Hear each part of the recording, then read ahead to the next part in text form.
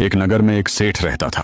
वह लोगों को पैसे उधार देता था, लेकिन उधार देने के बाद उनसे कहता था कि ये पैसे मैं इस जन्म में नहीं अगले जन्म में वापस लूंगा, और फिर वही रकम अपनी हिसाब किताब वाली मोटी किताब में लिख लेता था। एक दिन पास के गांव में रहने वाले 4 निकम्मे दोस्तों को इस सेठ के बारे में पता चला। उन्हें बताया गया कि वह सेठ सबको मुफ्त में पैसे देता है और वसूली अगले जन्म में करता है। चारों ने आपस में बातचीत की और तय किया क्यों ना हम भी जाकर उससे पैसे ले आए। और फिर चारों दोस्त सेठ के पास पहुंच गए। सेठ के घर के बाहर पहुंचकर उन चारों दोस्तों ने आवाज लगाई, धनराज, सेठ का घर यही है क्या? उस समय सेठ अपने बगीचे में पानी दे रहा था। तौलिया बांधे और बनियान पहने हुए सेठ ने अंदर से ही आवाज लगाई, बोलो क्या काम है? उन्होंने कहा, हमें सेठ जी से ही काम है, उन्हीं से मिलना है। इतना सुनते ही धनराज सेठ पानी की केतली वहीं रखकर अंदर गया, कपड़े बदले और बाहर आकर बोला, बोलो क्या काम है? मैं ही धनराज सेठ हूँ जिसे तुम ढूंढ रहे हो। तब चारों ने कहा, हमने सुना है कि आप लोगों को उधार पैसे देते हो और वह पैसे अगले जन्म में लेते हो। हम चारों बहुत गरीब हैं और इतने समर्थ नहीं कि इस जन्म में आपका पैसा लौटा सकें,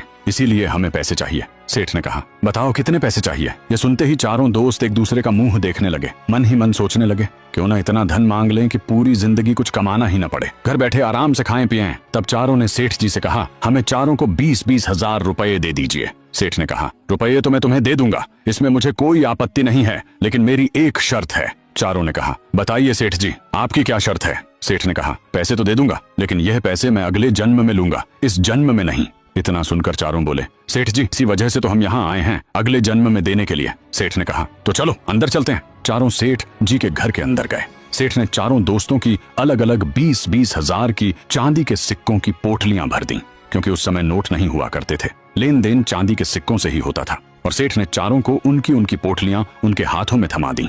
फिर अपनी हिसाब किताब की मोटी किताब निकालकर चारों के नाम के सामने 20-20 हजार रुपए लिख दिए। और फिर क्या हुआ, कहानी का अगला भाग जानने के लिए चैनल को सब्सक्राइब करें और कमेंट में नेक्स्ट पार्ट जरूर लिखें।